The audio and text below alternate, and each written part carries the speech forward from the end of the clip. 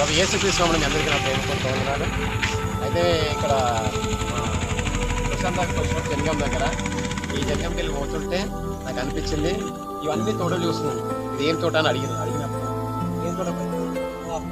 పొగాకు తోట. అయితే ఈ పొగాకు తోటకు వస్తే చూడండి, ఎక్కడ కంచె ఏం లేదు. చూస్తున్నారా ఒకసారి పెట్టనా? కంచెట్టు ఏడ కంచె లేదు, దీనికి అంటే సేఫ్టీ వాళ్ళ ఏం లేదు. నేను ప్రశాంత్ని అడిగినాను, ప్రశాంత్ ఎందుకు సేఫ్టీ వాళ్ళు లేదా అన్నాను.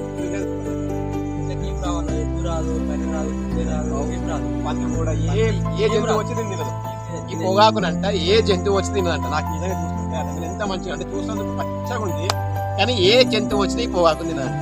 కానీ ఏ జంతువు తినని పొగాకునే నాకు ఇంత అడుగుతున్నాను. ఏ జంతువు తినని పొగాకుని ఈ రోజు మనుషులు తింటున్నారు.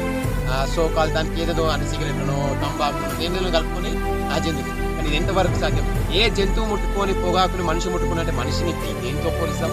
జంతువుకున్న జ్ఞానం కూడా మనిషి లేకపోయినా నాకు ఇదే చాలా అనిపించింది. ఈయన కూడా ప్రశాంత్ కూడా అంటాడు, అవునన్నా నిజమే కదా ప్రశాంత్, ఆలోచన చెప్తున్నాడు.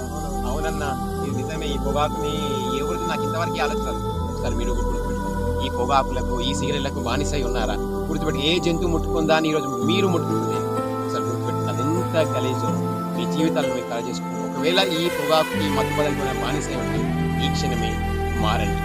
Thank you so much.